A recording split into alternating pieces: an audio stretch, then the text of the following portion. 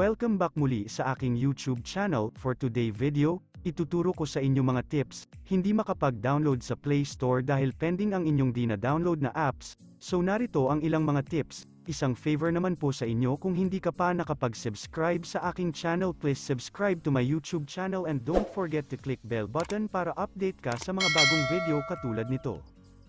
Try natin mag-download ng TikTok app. So pending ang nakikita nyo, diba? The one of reason kung bakit pending una sanhi ay kailangan mo delete at clear data ang Google Play Store. Sundan lang ang instruction.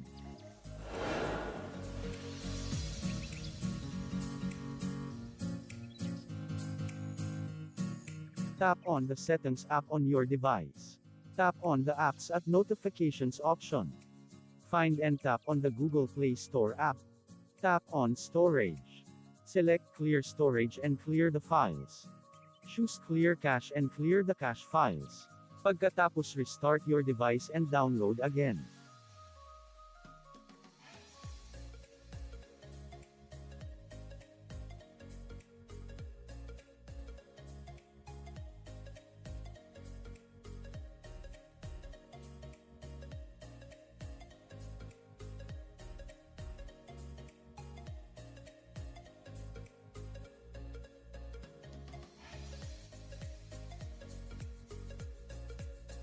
If you are still having problems, narito ang karagdagan impormasyon.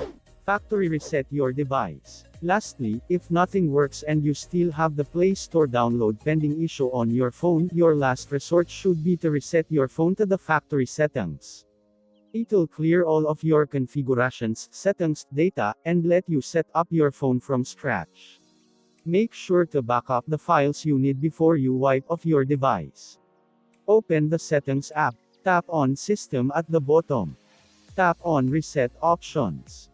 Select Erase all data, Factory Reset.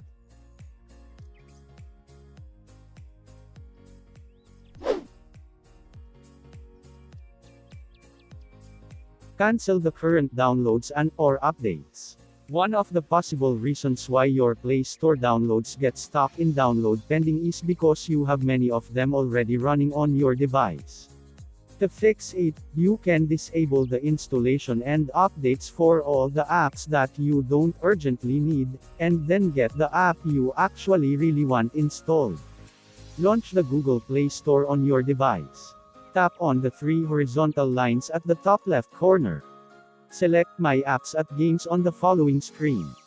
If you see any apps or games being updated currently, cancel their processes by tapping X next to them. Uninstall Play Store Updates. On your device, open the Settings app, tap on Apps at Notifications, and choose the Google Play Store app. Tap on the three dots at the top right corner of your screen and select Uninstall Updates. A prompt will appear on your screen. Tap on OK to continue.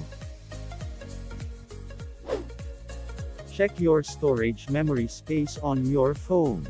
Each new app you download to your device requires a certain amount of space. If you're running out of memory on your phone, you're going to need to clear some memory before your apps can be downloaded. Having insufficient storage can be the cause of the pending downloads issue in the Play Store. Open the Settings app on your phone. Tap on Storage to view your storage details. It'll let you know what's occupying what amount of storage.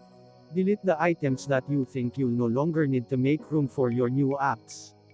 So hanggang dito na lang po ang aking video tutorials. Kung nagustuhan mo ang video na ito, please like and share para makatulong sa iba. Maraming salamat po. God bless everyone.